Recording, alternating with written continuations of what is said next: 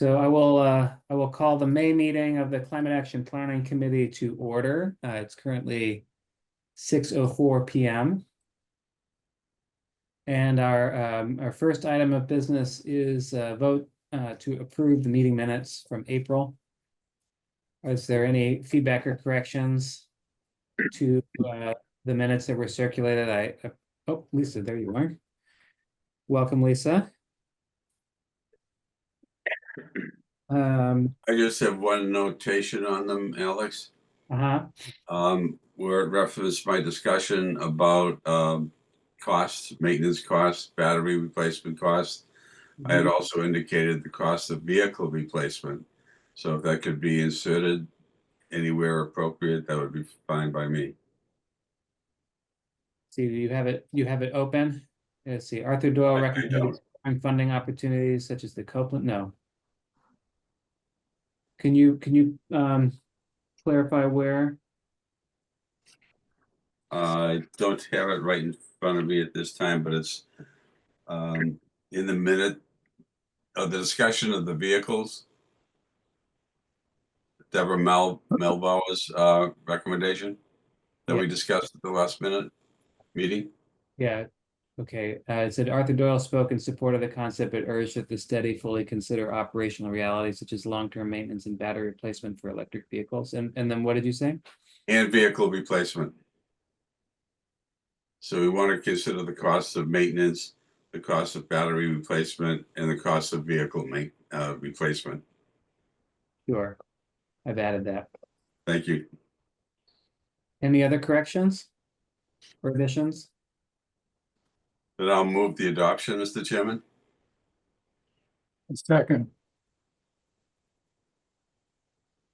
All right, all in favor? Aye. All opposed? I will. Okay. That was not there. Maggie Oldfield abstains. Great. We have approved meeting minutes.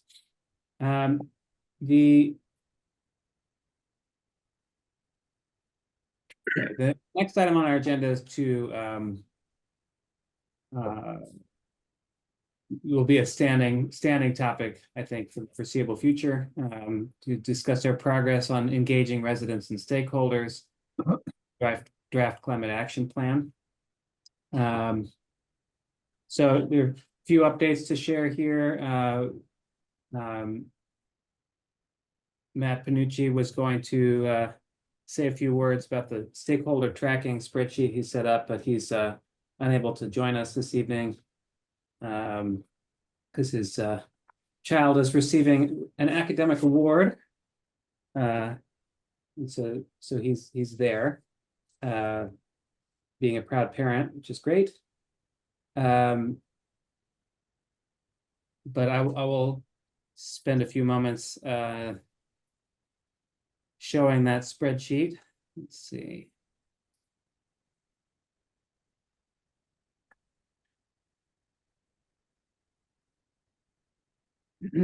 So the idea is we need to start making a list of the people that we need to talk to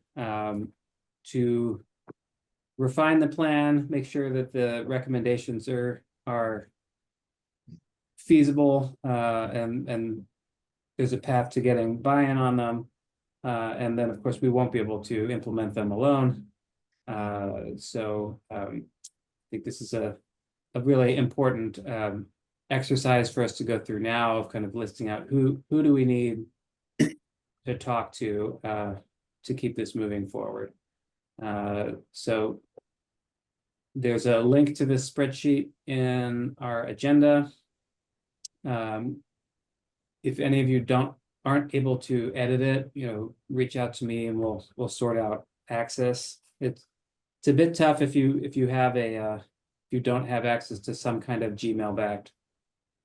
Google backed account, but we can figure something out. There's a tab for each of the chapters, and so we've got some stakeholders mapped for transportation, wildfires, and buildings.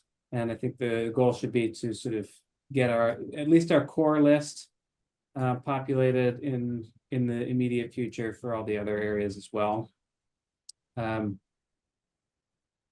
it's not, necessary to fill this out exhaustively. We just, but we have a bunch of fields here for you to use if they're useful. I think the minimum is sort of capturing names and contact details, and a little bit of information about why they're in the list. And do folks see my screen? Am I sharing the right screen? Yes. Okay, great. So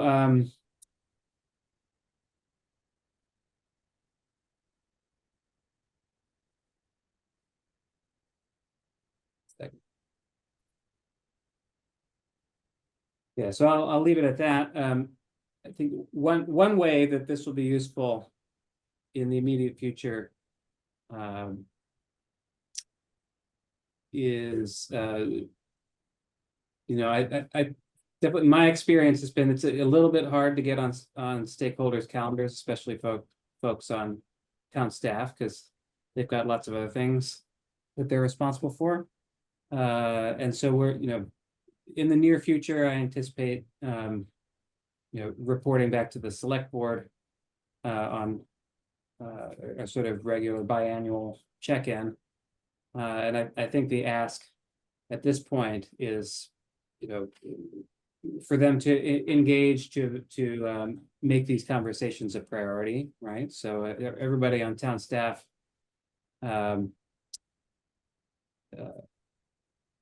reports to them via the town administrator, and they really control, I think, priorities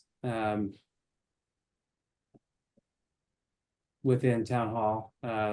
So we'll need their help making some of these discussions a priority, right? And having that list of here's who we need your help setting up conversations with, I think will help keep this moving forward.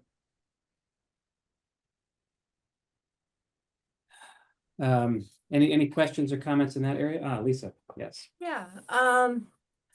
So I had a previous spreadsheet with contacts on it, so I moved a few things over from that, and then I added a bunch more to the transportation tab. But it got me thinking, if we could have a due date where we generate a whole bunch of email addresses, we could send out a blast to everyone that we want to reach out to, and perhaps send like a Google form to get just a little feedback, right? So they don't necessarily even have to respond back, but it might be a way to gauge interest in engaging with us and the plan. We could, discuss what questions we would ask. And then we would kind of be able to see who do we really want to talk to that's not engaged, and who's willing to meet with us or engage. So it might be good, I guess, the idea of being like, let's maybe the first run at this, cast a large net, and then see who responds, and then from there we people could do more targeted outreach. So just a suggestion. Seems like a good one to me. I think when we discuss the sort of outreach content that we need, a good introduction to that email blast would probably be one of them. Right. Any other comments? Would we ever ask Nick to send out an email, some blast to his employees, since he's the strong town administrator? Would he send one out? Because then as the boss, maybe they feel a little bit more compelled to respond. I second that idea. Yeah, we could certainly explore that. I mean, I think when I report to the select board, he's always there. right? And I think the way it actually works is if they say, yeah, this should happen, then they turn and look at him, and he it's his job to make it happen. So yes, I agree. Did you have a follow-up comment? No, I think he's very responsive. Yeah, The selectmen only meet, twice a month. Nick's in there 5 times a week. So might just happen a little bit sooner. yes, that's a good suggestion.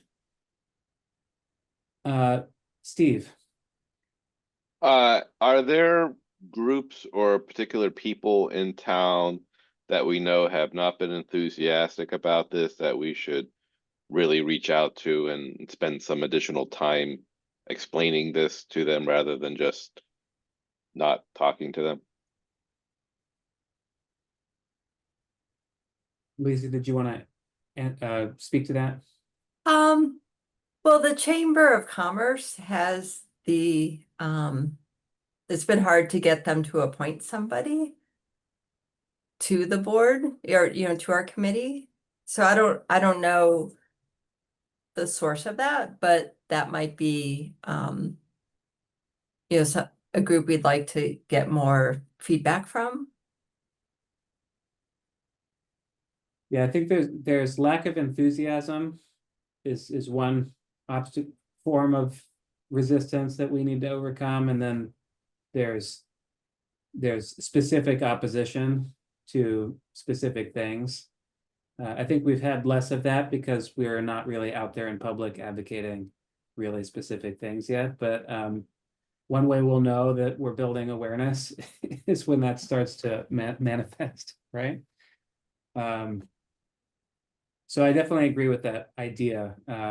When I was working on bringing the building code article to town meeting, I made a point of setting up one-on-one discussions with folks on the warrant committee that I expected would not view the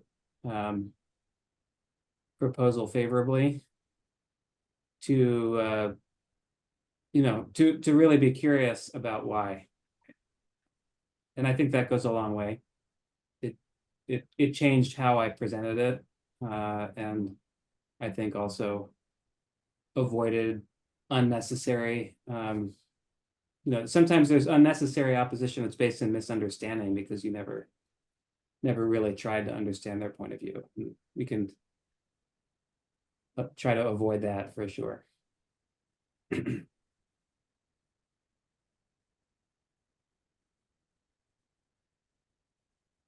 So the Maggie's suggestion about working with Nick Milano is a great segue into the second update I wanted to give you in this area. So the day after our last meeting, so I apologize for not getting my act together to summarize this until today. But I met with Nick Milano and Nick Connors, the assistant town administrator, on April 29th.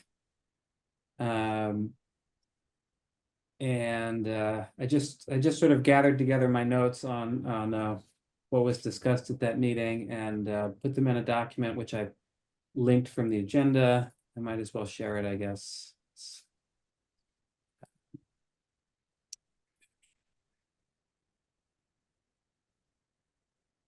So there was some good news in this discussion and some interesting ideas. I found both of them generally supportive, but also with some non-trivial feedback, which is I think a great sign. So in terms of the recommendation to hire a sustainability director, we got the good news that our joint application to the Mass Save Energy Manager grant with Randolph was successful. There's a little hiccup around like are benefits covered or not. That they seemed sanguine about getting resolved, but that was still outstanding when we spoke in April. But there was an award for sort of $85,000 a year for 3 years to cover the salary of this person. And Randolph will be the hiring town. So next step there is to sort of get in the loop on that hiring process, connect with the folks in Randolph who'll be managing them and setting their agenda to make sure that we partner well with whoever this energy manager is. But I mean, I think this is a big deal. We're going to have some actual dedicated staff bandwidth that's focused in this area. That's really good news. This is Yes. the first I'm hearing of it. I'm so Sorry, happy it to took hear me that. 3 or 4 weeks to communicate it. I've been feeling a little overwhelmed. Nothing like a deadline to focus your energy. So Can I ask a question? What yes. is after 3 years? So once the grant runs its course, So you know, I think the general expectation for these roles is that they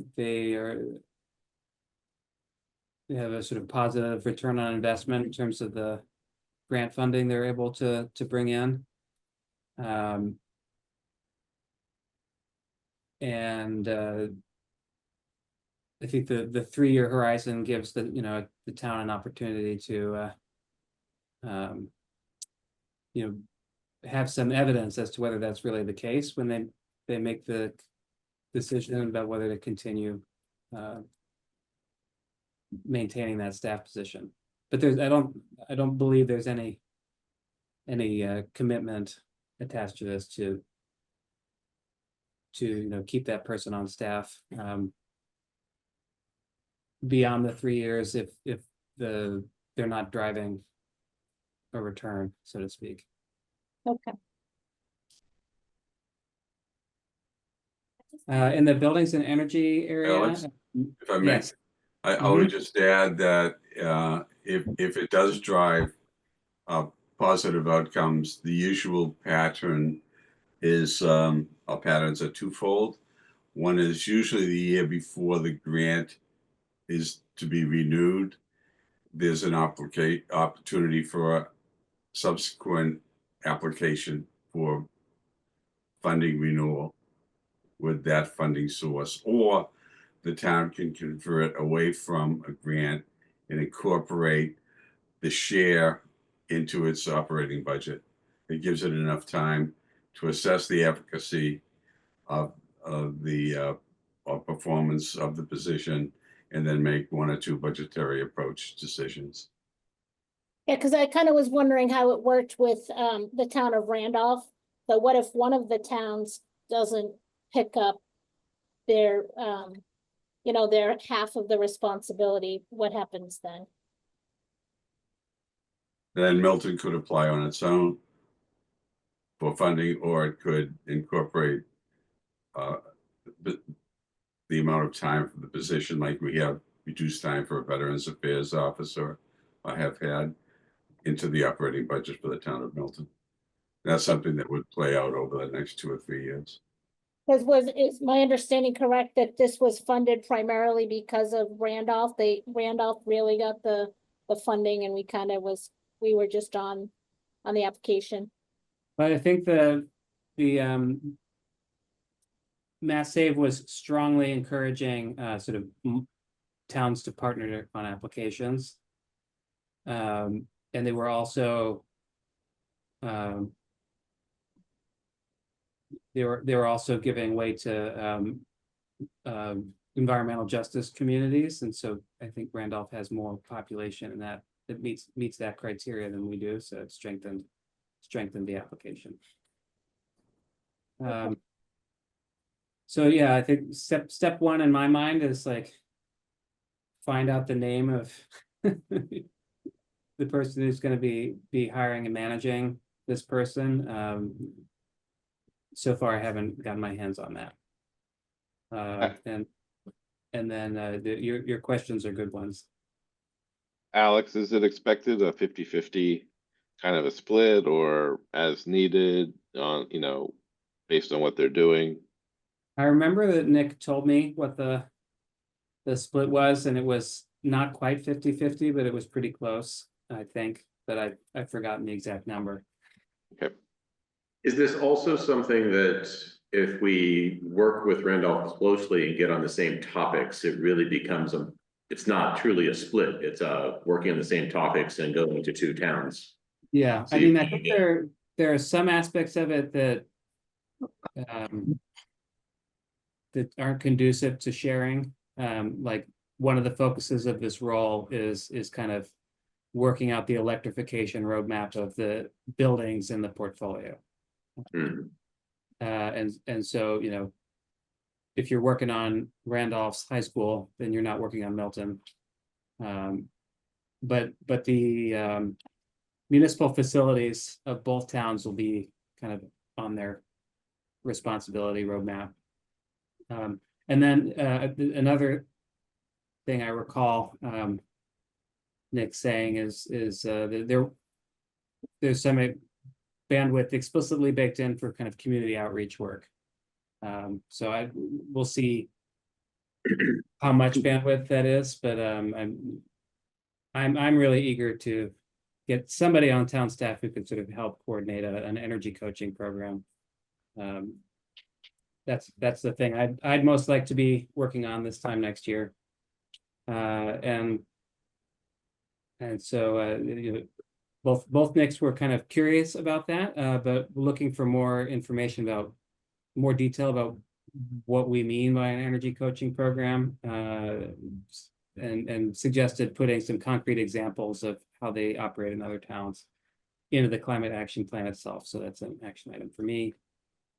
He also mentioned that they've been soliciting bids from energy service companies, sort of actively on an ongoing basis. And then those are companies that sort of do energy efficiency projects with town facilities that are sort of low or zero cost up front and paid for out of the energy savings.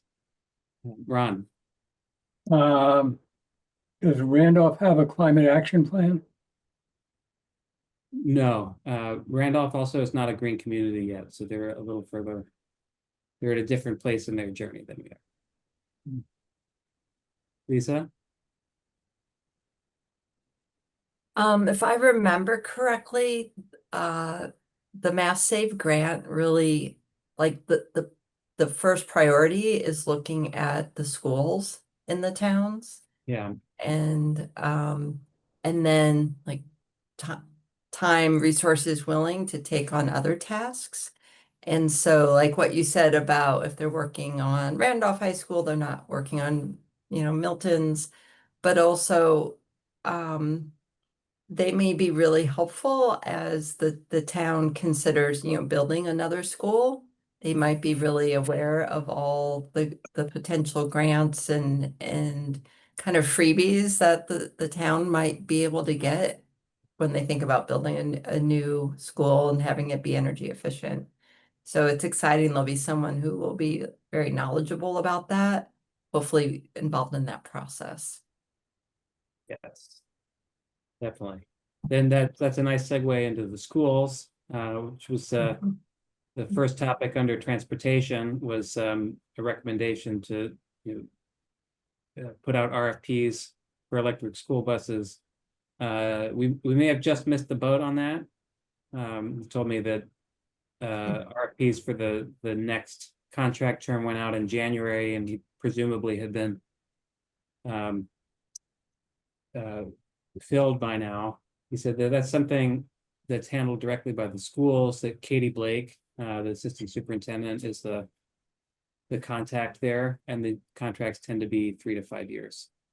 I know when I met with Superintendent Burrows, and you know, that's one of the first things I did when I joined the committee, and I know that that was something on his radar to put into the requests. So, you know, as the person representing the school committee, I'm a little confused why I'm fighting about it here, not from the school committee, but perhaps it was included. Do you know? No Alex? idea. So yes, I don't think, Nick didn't sound like he was directly familiar with it because it's Uh-huh. done by the schools. Yeah. Um, Well, I know it was on the school committee's radar and the superintendent's radar. So hopefully that was part of the request, but yeah, I'll see but what I can they find did have out. some like stressful distractions Sure. since we last spoke to them. Yes. So although these RFPs went out in January. So anyway, it probably will be easier to get a little time with Katie Blake now than it was in April. So their next step there. He let me know that there's $50,000 in the capital budget for next year for an additional charging station behind Town Hall. I think that was grant funded, but I don't recall the details. And then he brought up his own, sorry, on the electric first fleet policy recommendation. You know, I think he had some common sense feedback there that a phased approach that sort of starts with administrative vehicles will be easier than trying to tackle everything at once. The administrative vehicles, police and fire is harder, and the DPW is the hardest, just in terms of the kinds of vehicles they operate, and their availability as electric. Question on that one, since the partial fleet, that I drive by, that I walk by as I come in here, about half of the town, that the town cars that they use for inspectional services, things like that, are electric right now. Yeah, Did he mention what that percentage is? And because it seems like if they aren't talking about what's already there and how much they can improve first, just saying that's the first level, which makes sense. But committing to switching the rest of the fleet, which I can tell are getting pretty old out there. yeah, no, and an electric first vehicle policy is one of the requirements for qualifying for the Climate Leader Communities program. So I'm always feeling like I need a sort of more detailed understanding of what each of those requirements means. It's like, what's a compliant electric vehicle first policy consist of? Is there like model language, and then what is it committing you to? I'm pretty sure that it commits you to buying electric as long as it's sort of feasible and practical, which might mean that if it's available but it costs 5 times as much, you don't have to buy it. But we need to understand details like that.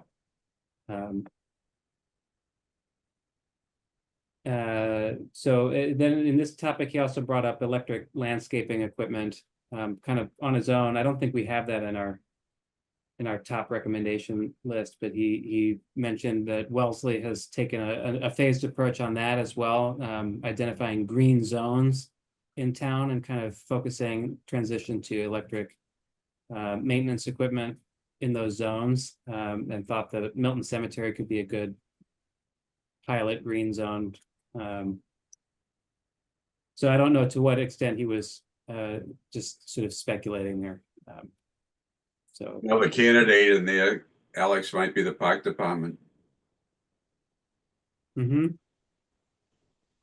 definitely somebody to talk to. And I think, did you have electric landscaping equipment in the conservation bucket, Ron? I can't recall. No, we could add it. It's not in there. So moving on, and I'll try to go quicker here. Can I just ask a super quick question? Absolutely. Is the town in or required to be any particular of the community electric plans? So basically, like, if there's this electric first policy, like, what's the charge? Like, where's the energy coming from to charge is something that I'm just kind of curious about. So municipal facilities electricity is a separate contract from the CEA program, which is residential. One of our top recommendations in the buildings and energy category is that the town should be, aligning its renewable energy purchases with what's in the CEA program, and that should be increasing over time. Right now, there's no, all electricity in Massachusetts meets the renewable portfolio standard, so it's more, significant amount of renewable electricity as a baseline, but the town doesn't buy extra. And Alex, is there any value for partnering or bringing on like Cunningham Hall or Milton Academy or Curry College with, the use of vehicles or maintenance equipment for their properties? There definitely would be, yeah. I think wasn't one of the recommendations in the transportation section to kind of build relationships with key employers in town, and I think our language sort of focused on employee commuting, but it could be fleet as well if they're located in town. Or maintenance equipment, yeah. Yeah. That might be an opportunity to kind of tweak the language to be broader. So in the forest and watershed conservation bucket, we didn't have a lot of conversation there, but he noted that projects involving trees and open space might be eligible for CPA funding, if they were on town land as opposed to in the Blue Hills itself. In waste management, he noted that some contracts with Sunrise Scavenger have been extended to expire in June 2027, in order to sort of align all our waste removal contracts to expire at the same time. So there's this opportunity coming up around June 2027 to review and renegotiate aspects of our waste removal contracts that are relevant to the cap goals, and just advise us to connect more with Cassandra. Mentioned some grant funded programs she's working on. I don't think I captured these accurately in my notes or here, but something about bins and collection points. And anyway, I think the action item there is to sit down with Cassandra and sort of go over the waste management section of the cap and enlist her partnership. Have you had a chance to do that since she joined the staff, Arthur? We are planning to do that in the not too distant future. She's been going through the onboarding process. Yeah. And I'll be touching bases with Marina on that very, very shortly. And she should be completed her onboarding now. Excellent. This waste management area is becoming much more expansive. One of the areas, for example, that's getting a lot of attention throughout the communities in the state is electric batteries of all types, and getting them out of the traditional waste and into a new form of collection and recycling or destruction. I've got a bag of them building up in my closet as we speak. Yep. And I've got a couple older electric lawn equipment batteries in my garage that are, I'm starting to wonder about their end of life process. I think today, what would people do? They would take those to the hazardous waste collection day, right? Or to the like a one-off e-waste event. Into the DPW. But you couldn't take it on the first Saturday of the month to the recycling center, could you? A lithium I'd have battery. to check with them on that. One of the things that we discussed with Chase before he left was the possibility of having a dialogue with the fire chief and seeing whether or not there might be bins placed in a number of locations, including at each of the fire stations in the town. This would be a receptacle like the old types of mailboxes before mail was being purloined, washed, and stolen on people, where people could drop in their batteries and then they'd be picked up on an annual basis, like is done with animal waste, household waste by the Green Earth. So there are a whole number of options to be considered. Some of the municipalities have battery disposal boxes at the entrance to their recycling yards, so that people can drop them off on a 24/7 basis without having to worry about gates being closed and things of that nature. So Yeah, there's I much did, consideration to be given here. I did mention that point in our discussion that you've raised several times, that people have told you that they're reluctant to go to the waste collection events at DPW because of the traffic getting in and out. We don't actually have that on the text of the plan, but he was sort of interested in that insight. Yep.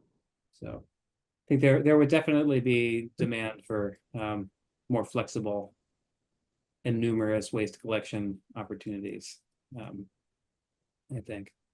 And that may become more pronounced with the 240Bs that are being constructed proximate to the DPW yard, one of which is going to have 90 units. In the sense that that'll make traffic there even more intense. Right. Um, The biggest difficulty for a lot of people coming down Randolph Avenue from Chickatawba is taking a left-hand turn with oncoming traffic coming up from the intersection of St. Elizabeth's, and then coming out of the DPW yard going in either direction, but particularly crossing over 28 yeah. to mean, go I down Pleasant when I Street. actually made it to that event, I drive north on Randolph, I turn left onto Reedsdale, then I do a U-turn and get in the line. Did you use Waze? Nope, it's close enough to home that I've got it right here in the old brain. The reason that I struggle to get to those events is because like kid stuff that's prime kid stuff time. There's always something going on Saturday between 9 and 12. So it's really hard to. I've got my little go bag of stuff I want to drop off at the recycling center, and it's like been 5 months just. I missed it again. So. So yeah, so there was also a very brief discussion on adaptation. Really, nothing big to report there. It wasn't clear to them from the text of the wildfire section whether we'd engaged the fire department. So some updates to the language to make it clear that they were a part of drafting the plan. But otherwise, nothing specific there. Any other thoughts and discussion on that update?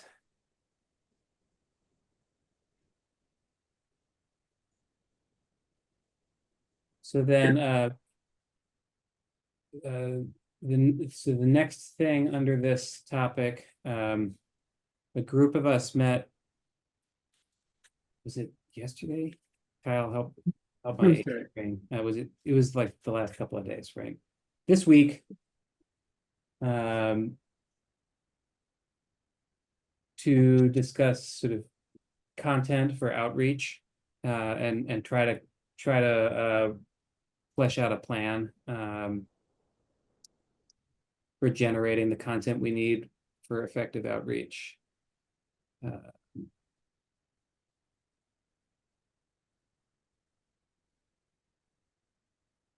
So that included, so Kyle was there, I was there, Matt Panucci was there, Ron was there. Am I forgetting anybody? Eric, you I struggle with lists of names.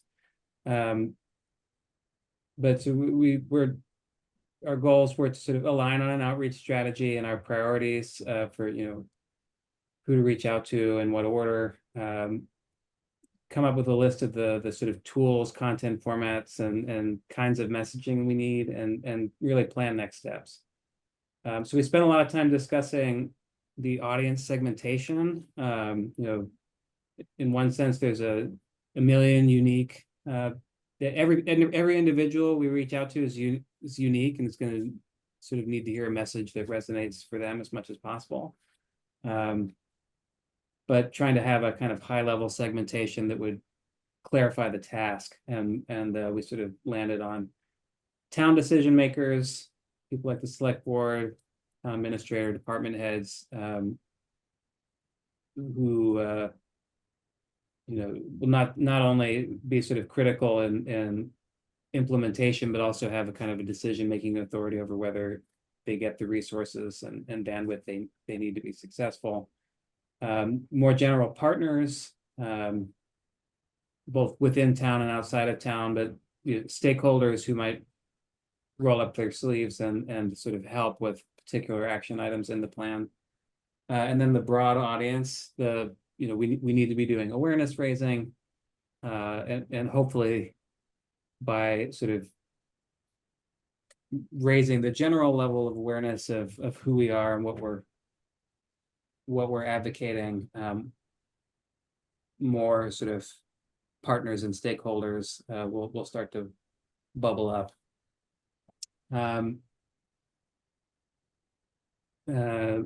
We discussed how we'll need kind of messaging tailored to those different groups. I think they have, at that high level, very, very different messaging needs. Very high level in the awareness group, and more sort of tailored to a role when it comes to partners or decision makers. We spent a lot of time talking about engaging the select board in particular in the near term, getting to a place where the plan is approved in some formal sense. I think needs to be a pretty urgent goal over the next 6 to 12 months. And we've got presentation opportunity coming up in June. So that's certainly kind of high on my list of priorities to make sure that that's effective, and we have a clear ask and next steps coming out of that. In terms of content to produce, talked about having sort of 1 to 3 page handouts, and Ron has already shared drafts of this. Something that you can sort of give to a stakeholder when you sit down with them to walk through, and sort of polished extracts from the plan that are quick to digest, but in document form. Slide decks that are sort of adaptable quickly to give us all the flexibility to kind of accept invitations to speak at neighborhood groups, or if we get an opportunity to talk to a department head, or do a presentation at the library. Like having slide content that we can quickly assemble into something suitable will be important.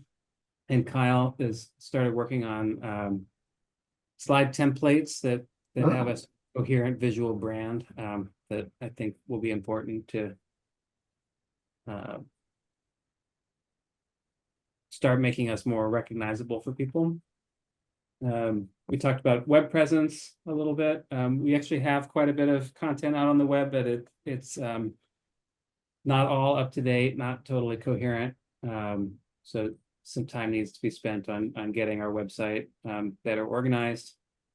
Talked about mostly doing it on an external website that we control.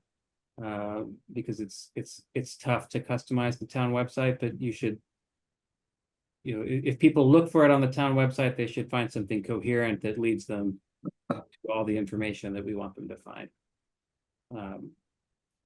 So we captured a bunch of action items and next steps from that, and that's the end of this update. Any thoughts or recommendations from folks who weren't able to join but have opinions?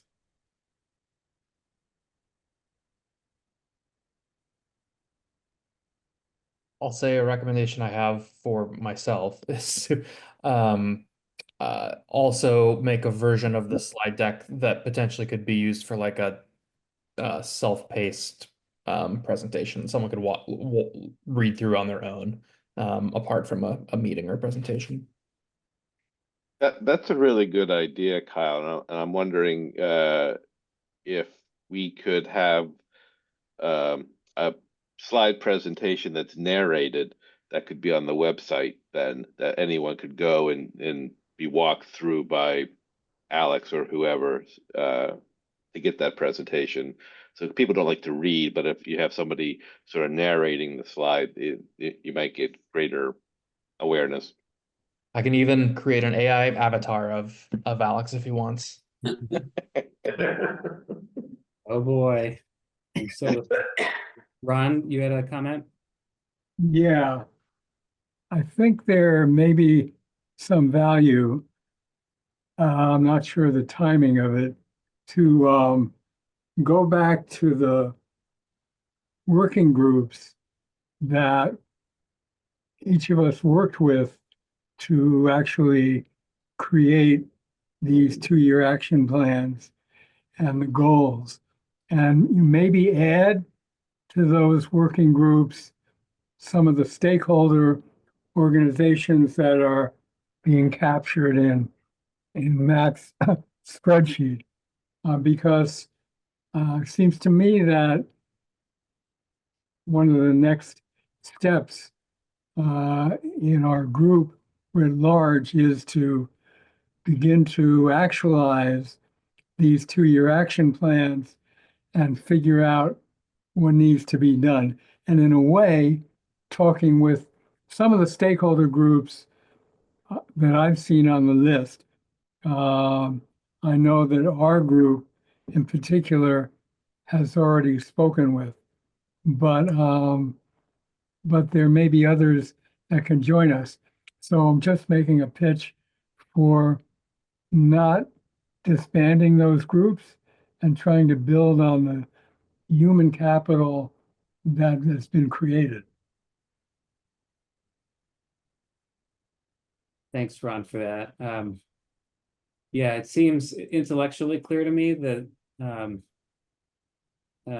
getting on a cadence and having sort of repeated touch points with people so that they hear from us a consistent message repeatedly is absolutely critical. For just being on it, like the challenge for me is bandwidth and clarity of purpose. I feel like there's so many of these touch points I ought to be having that I start writing it down, then I get overwhelmed and I go have a snack. Well, But I'm sorry.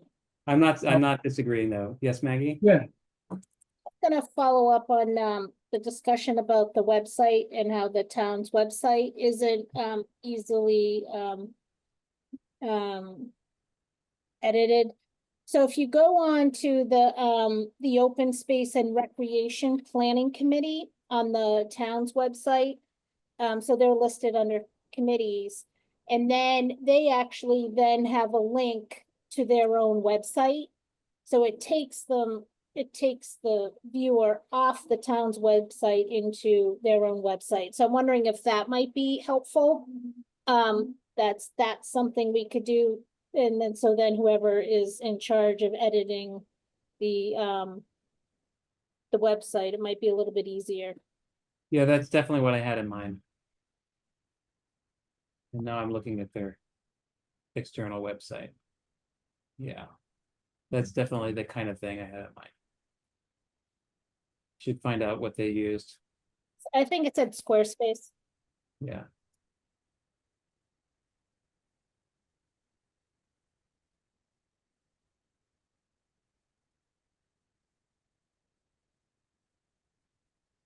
I mean, I don't think they've updated theirs in a while because they're in the process of doing a new plan. Yeah. Updating their open space and recreation plan, so I think they're just waiting for the consultant to report back.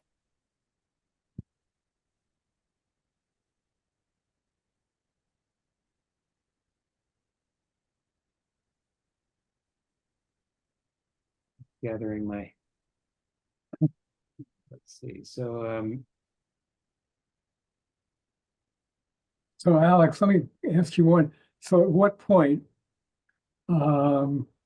would it be appropriate to begin to work on implementing the 2-year action plans and the goal? Should we wait until June when the select committee gives us feedback on what they think?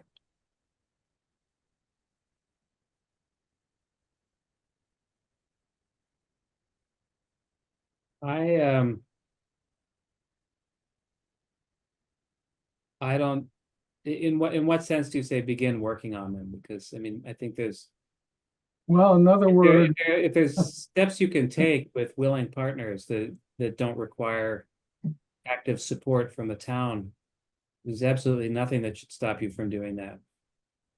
yeah, Yeah. If you can't move forward without town support, then we look to those next touch points with town decision makers to try to gather that support. But yeah. anything on this list that anybody here believes strongly in, and you have, willing partners to help you make it so, then by all means. No, I mean, I would, for example, be interested at some point in reconvening a meeting of the conservation group. And one of the things we could do, which I don't think we've fleshed out to date, is to identify more specifically actions we would need from the town administrators and others. Yeah, well, I think you should absolutely do that before June, so that that can be kind of folded into the briefing that we give them. The more specific requests we can make the next time we're in front of them, well, it's not quite true, but I mean, there's probably a limit to how many requests we can make without losing traction entirely, but we definitely want to be as specific as possible. Do you have a date in June yet for? No, I don't. I'm not on an agenda yet, but I think that the 2 meeting dates in June are the 10th and the 24th. Thank you. And I guess the next meeting in May is the 27th, although they might have to meet again to finalize the warrant. But anyway, we're not going to be on that agenda.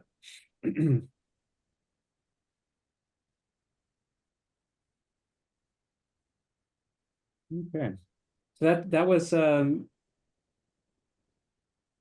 content I had to go over in this area. We've got another next topic on the agenda is working group updates, which I think is not wholly distinct from what we were just talking about. But is there anything anybody would like to discuss under that heading?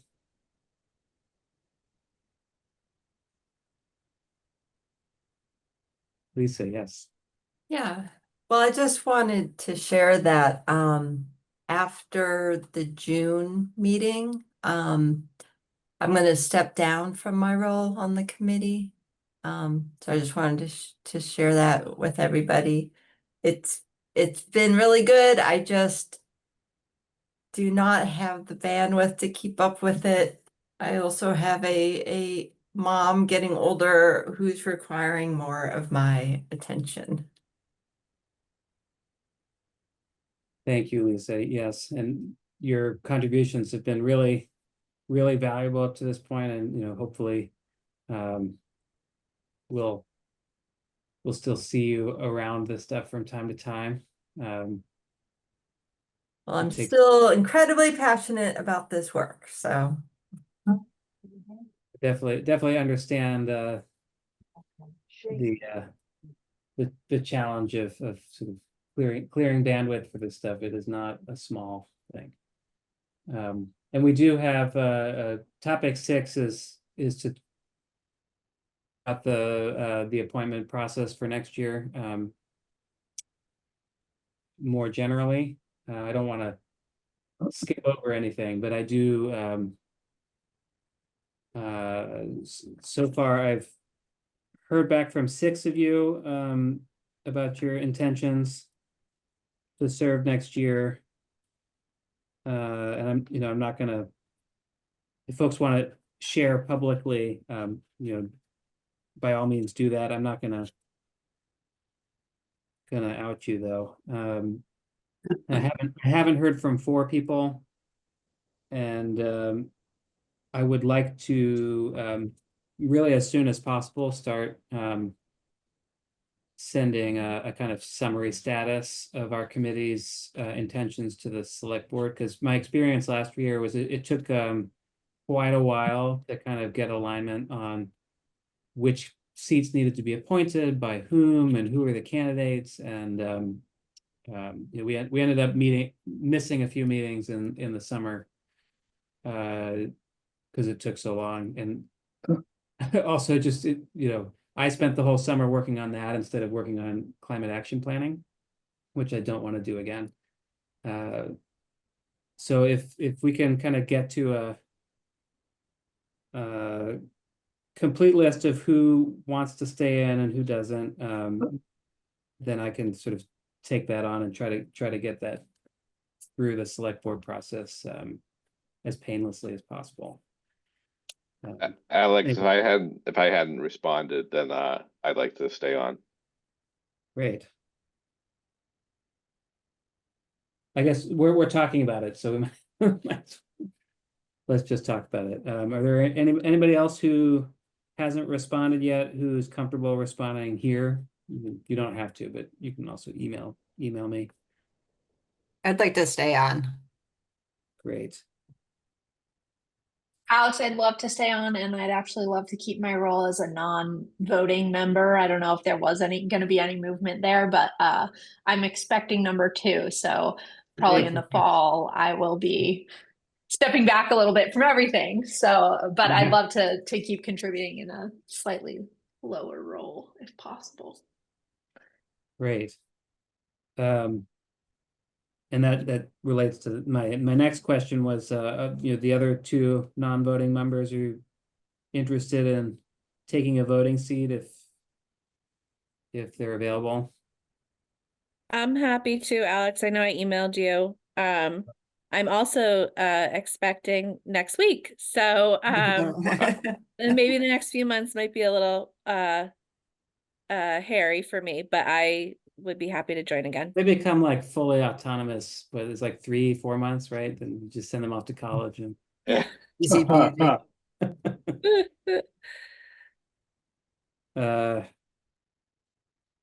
Yeah, I wasn't sure I'd see you today because you're in that range. I'm in the range. Any Yeah. minute. Yeah. Great. So lots of caretaking. Yes, I was told by the doctor today to stop mowing my lawn, so I'm going to do that. Well, it's Elmo May anyway, so. And I've got lawn signs. If anybody wants a lawn sign to legitimize their overgrown lawn, I can provide one. It says, don't mind the weeds, we're feeding the bees. Love it. Can I still use it in August? No Mo May on it as well, so that could like cross it out. So any questions about the appointment process? I think the other thing that is a bit of a hassle for me, and maybe you guys could help me. Maybe you remember who your appointing body was, because we have this structure, like I'm the Sustainable Milton designee, Ron is the Select Board designee, Lisa is the School Committee designee, Arthur's the Conservation Committee designee. And then the town administrator appoints somebody, one of you is that person. There are just a couple buckets, so I can't, preferably I'd send them a document saying like, these are the different, appointing pathways and who's currently holding each one. Because in the case where like the school committee designee, you need a school committee vote followed by a select board vote, I think. Although maybe not necessarily, I don't know. If they don't want to make it formal, that's their business. Ultimately, the select board has to vote on these nominations, even if they are appointed by some other committee or person. So I let the school committee know a while back, so it's on their radar to find someone new, unless someone here wants to fill that role. yeah, and I guess there have not been as many organic applications. I think leading up to the last round, I had like several of you had applied over the year before. This year, not as many. So this is a good time to be recruiting, I guess. It's just like one flavor of the stakeholder outreach that we should all be doing, right? If you know anybody in town who might be good at or enjoy this work, let them know, because we can use their help whether they're sitting on the committee or not. But I also, the nature of the work is shifting, right? So that kind of public relations, network building talent that some people have is going to be more and more valuable. I'm kind of like a researcher in my personality and skill set, and feel daunted by it, right? So I think more of that marketing quality would be great to have. But anyway, I'm rambling. Any questions on this?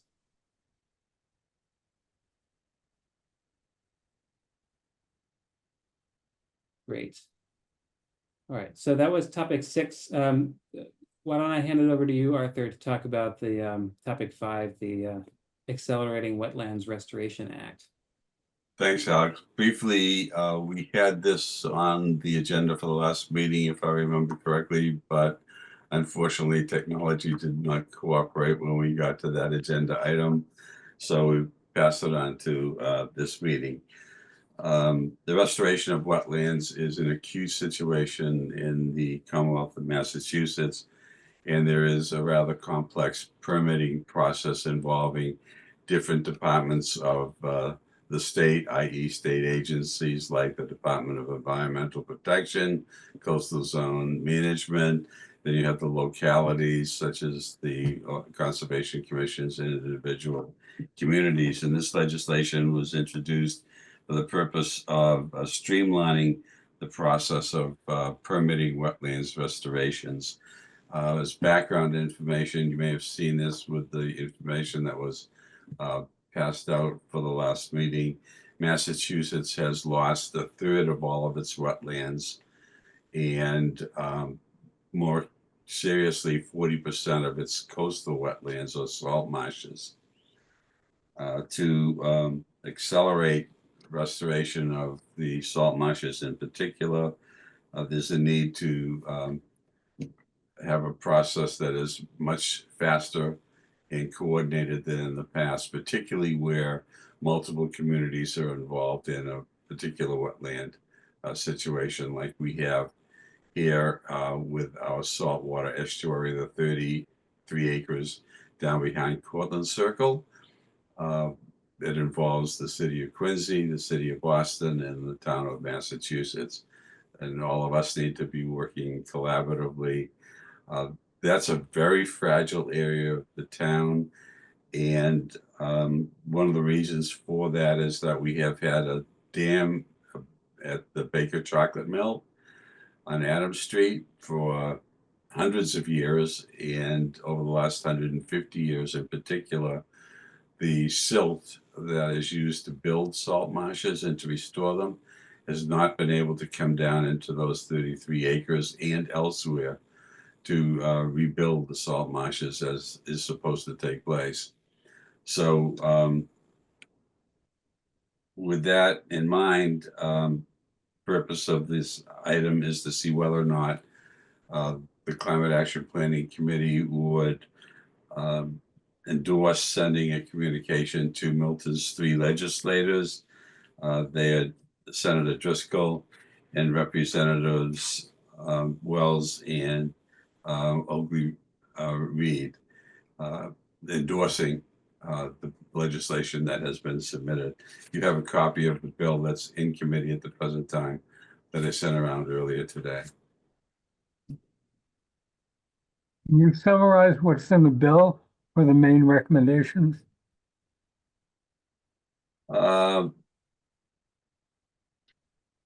Yes, I think the wording would be to say the Secretary of Energy and Environmental Affairs shall undertake a wetlands restoration streamlining initiative to improve the efficacy and reduce permitting and monitoring costs for ecological restoration projects as defined in the sites of state legislation. That would be one nutshell.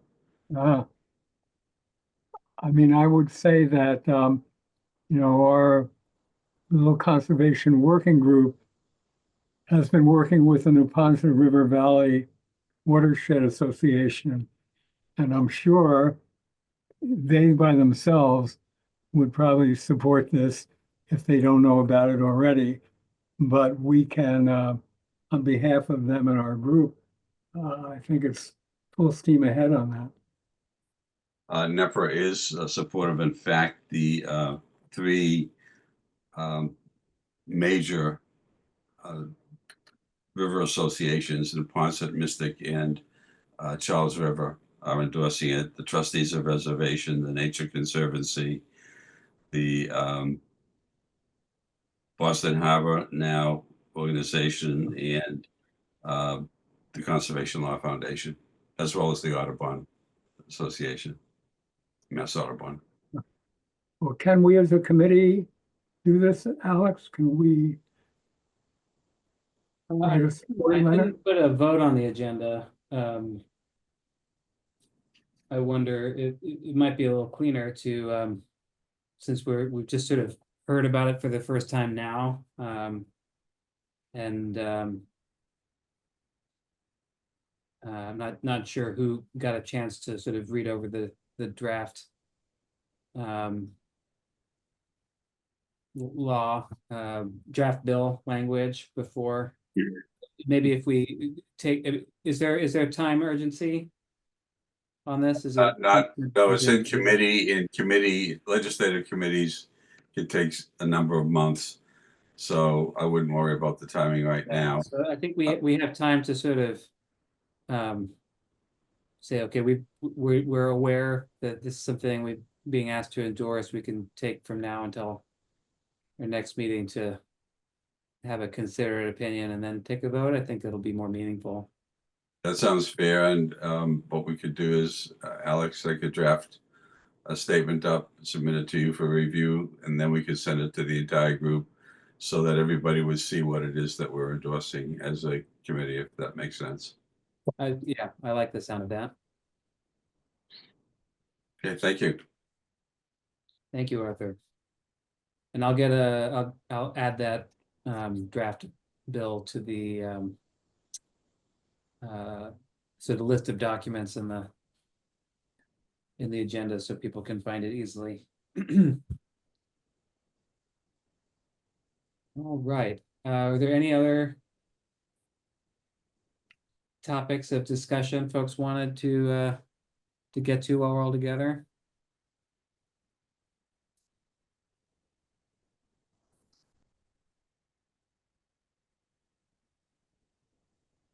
Okay, well, then I think we can move towards adjournment. I'll just ask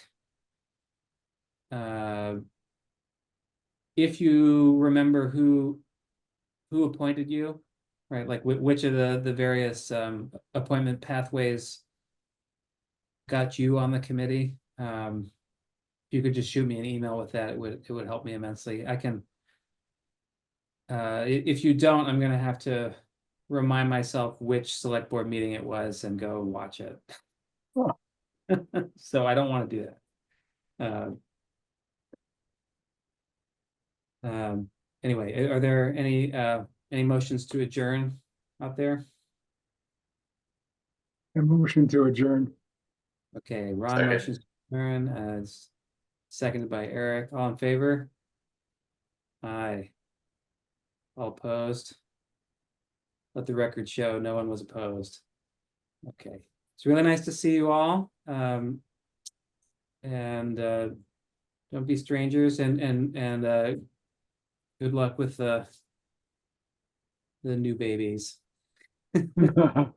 Thank you. Night, everyone. Take care. Bye-bye. Bye. Thanks. Good night. Bye-bye.